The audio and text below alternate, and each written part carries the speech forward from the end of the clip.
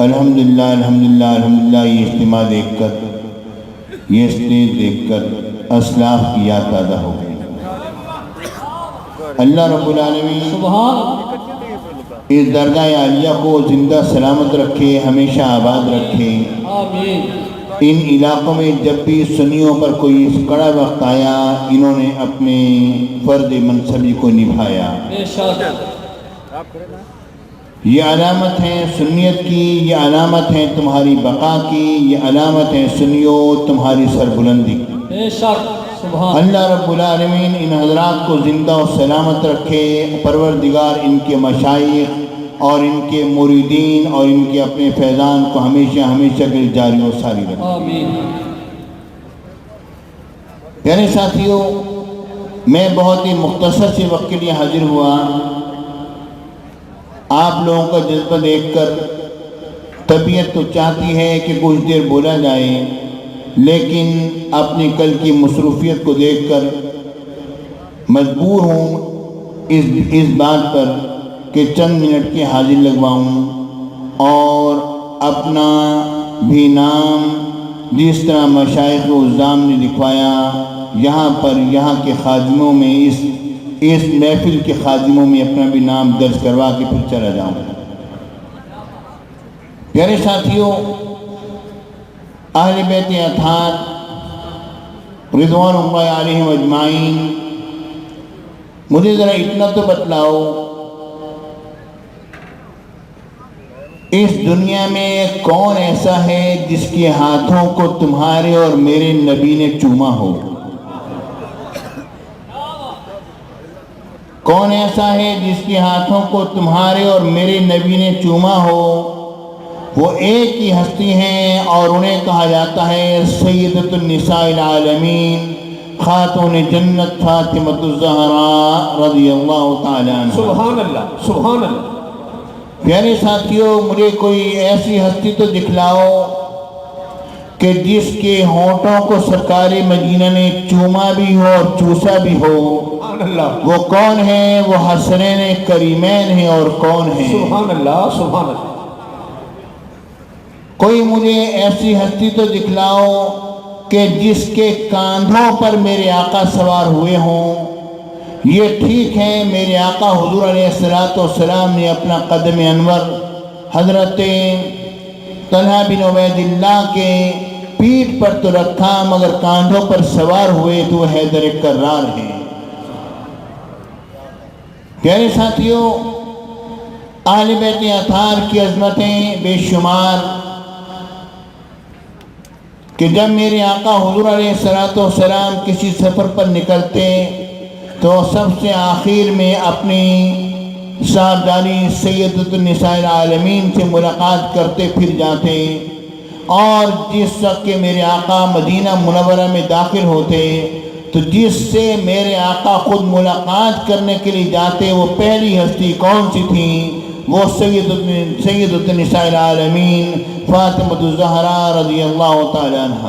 سبحان اللہ۔ اور میرے آقا نے انہیں یہ جملہ بھی فرمایا، فداک ابی و امی، میرا باپ اور میری ماں اے فاطمہ آپ پر قربان ہوں۔ سبحان اللہ، سبحان اللہ۔ اس میں کوئی شبہ نہیں، لیکن اس کے ساتھ ساتھ اگر میں یہ بات بھی کہوں تو غلط نہ ہوگی کہ مجھے یہ تو ذرا بتلاؤ، مجھے ذرا اس بات پر ذرا غور تو کرو کہ اسلام کی خاطر کتنی شہادتیں اہل بیت اطہار نے دی ہیں، اور کتنی میرے آقا کے سامنے میرے آقا کی موجودگی میں اہل بیت اطہار میں سے کتنے لوگ شہید ہوئے اور کتنے صحابہ شہید ہوئے۔ پیارے بھائیوں، میرے آقا حضور علیہ السلام اہل بیت اطہار پر خرچہ کرنے والے تھے، اور صحابہ کرام اپنے نبی کی ذات پر اپنی جانیں قربان کرنے والے۔ اللہ اکبر، اللہ اکبر، واہ، سبحان اللہ۔ اس بات پر ذرا غور کرو، اس میں کوئی شبہ نہیں کہ میرے آقا حضور علیہ السلام کے صحابہ کرام اور اہل بیت اطہار تمام کے تمام معزز و مکرم ہیں، لیکن ایک نسبت کے سبب سے کہ ان کا تعلق ہے نبی مکرم صلی اللہ علیہ وسلم کے ساتھ۔ آپ ذرا دیکھیے اور غور کیجیے، کہیں پر ہم دیکھتے ہیں تو میرے آقا کے صاحبزادیوں کا انکار کرنے والے موجود ہیں، کہیں پر ہم دیکھتے ہیں تو خلافت کے مسئلے میں الجھنے والے لوگ موجود ہیں، کہیں پر ہم دیکھتے ہیں تو شذرات صحابہ کی آڑ کے اندر صحابہ کرام کی شان میں گستاخی کرنے والے لوگ موجود ہیں۔ آپ دیکھیے، غور تو کیجیے، جنہوں نے سرکار مدینہ کے صاحبزادیوں کا انکار کیا کہ ایک صاحبزادی چار نہیں ہیں، انہوں نے سب سے مضبوط دلیل کس کو بنایا؟ آیت مباہلہ کو بنایا کہ میرے آقا جس وقت اپنے کاشان مبارکہ سے نکلتے ہیں تو امام حسین کو اپنی گود میں لیا ہوا ہے، امام حسن علیہ السلام کے ہاتھ کو پکڑا ہوا ہے، حضرت علی اور سید النساء العالمین فاطمہ الزہرا رضی اللہ تعالیٰ عنہ پیچھے پیچھے آ رہے ہیں۔ اگر میرے آقا کی اگر کوئی اور صاحبزادی ہوتی تو یقیناً میرے آقا کے ساتھ وہ بھی ہوتی اس موقع پر، لیکن اے لوگوں ذرا غور تو کرو، میرے آقا حضور علیہ السلام کے صاحبزادی حضرت رقیہ رضی اللہ تعالیٰ عنہ، ان کا وصال پاک جو ہے 2 ہجری میں ہوا، حضرت زینب رضی اللہ تعالیٰ عنہ کا وصال پاک جو ہے 8 ہجری میں ہوا، حضرت ام کلثوم رضی اللہ تعالیٰ عنہ کا وصال پاک جو ہے 9 ہجری رمضان مبارک کے اندر ہوا، اور یہ مباہلہ کا معاملہ جو ہے وہ 9 ہجری اور ذی الحجہ کی 24ویں تاریخ میں ہو رہا ہے۔ اس ایک ہی صاحبزادی موجود تھی، انہوں نے ہی آنا تھا اور کس نے؟ واہ سبحان اللہ، نعرہ تکبیر، نعرہ رسالت، فیضان حضور غزالی زمان، شہزادہ حضور امام اہل سنت۔ میرے بھائیوں، آپ ذرا غور کیجئے، بس آخری جملے آخری باتیں کر رہا ہوں، اس کے بعد اجازت چاہوں گا۔ مسئلے خلافت پر گفتگو کرنے والوں، ان سے صرف اتنی باتیں پوچھنا چاہتا ہوں، مجھے یہ بتائیے، حیدر کرار اگرچہ تیسرے دن آئے مگر آنے کے بعد انہوں نے کیا جملہ کہا تھا مسجد نبوی شریف میں؟ حضرت سیدنا صدیق اکبر رضی اللہ تعالیٰ عنہ سے انہوں نے کیا بات کہی تھی؟ انہوں نے کہا تھا کہ اے ابو بکر خلیفۃ الرسول، میں نے یہ ارادہ کیا تھا جب تک قرآن مجید کو جمع نہ کر لوں گا، گلے کے اندر کرتا نہ ڈالوں گا، لیکن حالات کی نزاکت کے پیش نظر میں یہاں پر آ گیا ہوں، آپ اپنے ہاتھ کو آگے بڑھائیے اور میں آپ کے ہاتھ پر بیعت کرتا ہوں۔ اور انہوں نے کیا کہا تھا؟ انہوں نے کہا تھا کہ آپ کے اور میرے دل میں شکر رنجی جو ہے وہ کس بات پر ہے؟ وہ اس بات پر ہے کہ آپ نے مجھے یہ سقیفہ بنی ساعدہ کے اندر مشاورت میں شامل نہیں کیا تھا، لیکن میں یہ بات جانتا ہوں، انت احق بالخلافہ، کہ آپ خلافت کے زیادہ حقدار ہیں۔ پیارے بھائی، یہ وہ عبارت ہے جو دونوں طرف موجود ہے۔ اب اس پر ذرا ایک بات ذرا غور سے سن لو، میں ایک بات کہہ کے جواب دے کے آپ سے اجازت چاہوں گا۔ یہ مجھے بتاؤ، تمہارا اور میرا علی خدا کی قسم جھوٹا نہیں ہے، الحمدللہ، جان کو بچانے کی خاطر تقیہ کرنے والا نہیں ہے۔ میرے علی نے اور آپ کے علی حیدر کرار کرم اللہ تعالیٰ وجہ الکریم نے جب یہ جملہ کہا، انت حق بالخلافہ، خلافت کے زیادہ حقدار ہیں، تو یہ جملہ جو ہے مجھے یہ بتلائیے کہ اگر میرے اور آپ کے علی حیدر کرار جو ہیں سقیفہ بنی ساعدہ میں ہوتے تو کیا اس تک وہ یہ جملہ نہ کہتے؟ یہی جملہ کہتے نا۔ بے شک ان کو شکرنجی کس بات پر تھی؟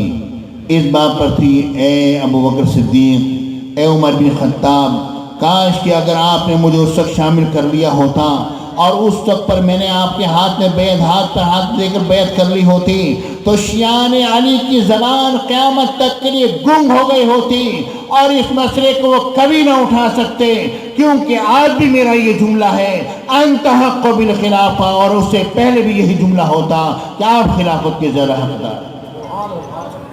پیارے ساتھیوں، ان چند بڑے بڑے مسائل پر میں نے چند جملے پیش کیے ہیں، انشاءاللہ اگر آپ سوچیں گے تو اس کا بڑا فائدہ ہوگا۔